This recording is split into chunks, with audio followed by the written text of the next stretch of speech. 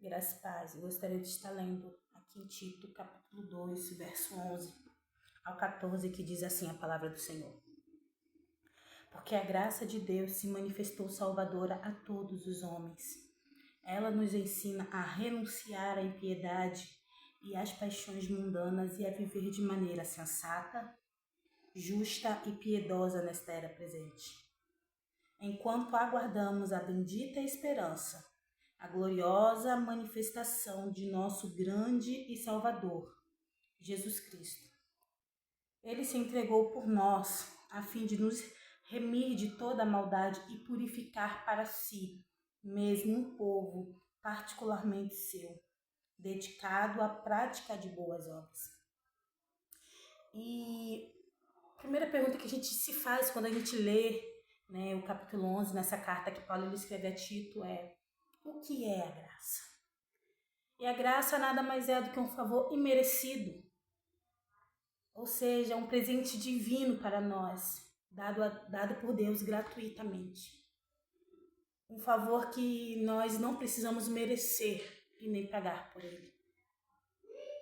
E o capítulo 11, ele já vai nos dizer que a graça de Deus se manifestou salvadora a todos. Porém, para que todos venham receber essa graça, existe uma condição. É necessário que haja mudança de comportamento. Não só a forma de falar, não só a forma de pensar, não só a forma de agir. Mas quer dizer que precisa ter uma mudança de comportamento em todas as áreas das nossas vidas. E esse favor imerecido nos faz renunciar ao pecado e nos impulsiona a viver uma vida justa e santa diante de Deus. Lá em Colossenses capítulo 1, verso 6, vai dizer assim: que chegou até vocês por todo o mundo. Este evangelho vai frutificando e crescendo, como também ocorre entre vocês, desde o dia em que ouviram e entenderam a graça de Deus em toda a sua verdade. Aqui Paulo está dizendo para a igreja de Colossos que eles frutificaram apenas por um motivo. Porque eles ouviram e eles entenderam e eles praticaram o que era graça. E uma coisa que me chama muita atenção é que Paulo, ele vai dizer assim na parte, podemos dizer que é a parte B desse versículo, que diz assim: desde o dia em que ouviram e entenderam a graça de Deus em toda a sua verdade. Ou seja, eles não entenderam apenas uma parte da graça. Eles entenderam totalmente o que é a graça de Deus. Ou seja, entender a graça de Deus em toda a sua verdade é entender que quando nós recebemos a graça do Senhor, tem que haver transformação. Porque a mesma graça que nos salva é a mesma graça que nos transforma. É a mesma graça que nos possibilita viver uma vida totalmente transformada diante do Senhor. É a mesma graça que nos possibilita a ter uma vida transformada pelo Senhor. E outra coisa, voltando para o livro de Tito, que me chamou também a atenção, que é uma coisa que Paulo fala no versículo 12. Ele nos ensina a renunciar à impiedade e às paixões mundanas e viver de maneira sensata, justa e piedosa nesta era presente. E uma coisa que me chamou muita atenção foi porque Paulo ele falou das 3 dimensões da graça de Deus. E a primeira é que precisamos viver de maneira sensata. Precisamos ter sensatez. E o que é ser sensatos?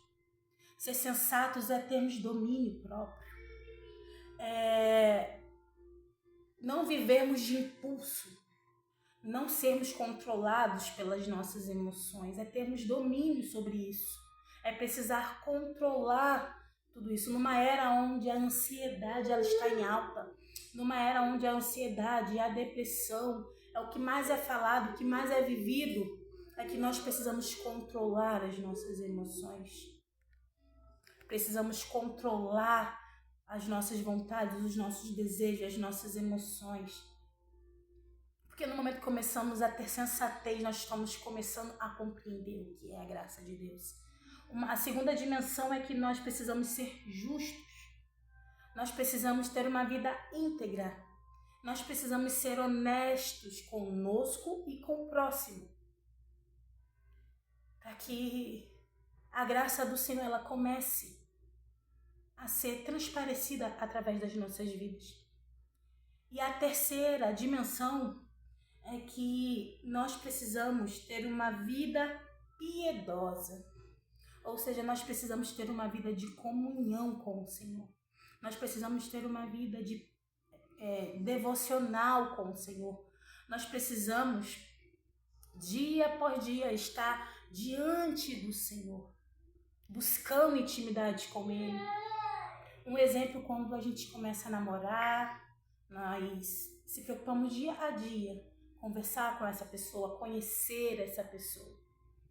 Nós se preocupamos dia a dia em saber o que essa pessoa gosta, como é essa pessoa, gostamos de ouvir essa pessoa, gostamos de ter uma intimidade com essa pessoa. E assim é a nossa vida com o Senhor. Nós precisamos de intimidade com o Senhor. Precisamos entender que a graça, quando tomamos posse da graça, nós começamos a ter uma vida piedosa, uma vida de intimidade.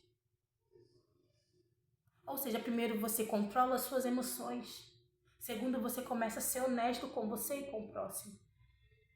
E quando você passa a ter isso, você começa a entender que você precisa ter intimidade, porque é o Senhor que Ele vai guiar os teus passos, é o Senhor que vai te mostrar o que você precisa para dia após dia ser melhor e ensinar essa graça que você recebeu aos outros que estão ao teu redor.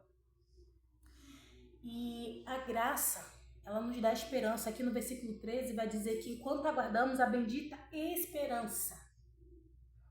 Na semana passada, a Maria ela trouxe uma palavra muito interessante sobre o Sermão da Montanha. Uma parte da palavra da Mari me chamou a atenção, porque ela falava que o povo lá fora que não conhece a Jesus, ou os que já conheceram e se desviaram, eles não têm a verdadeira alegria, porque essa alegria nós só temos em Jesus. E isso é verdade, porque também há esperança que nós temos da vinda do nosso Senhor Salvador Jesus Cristo.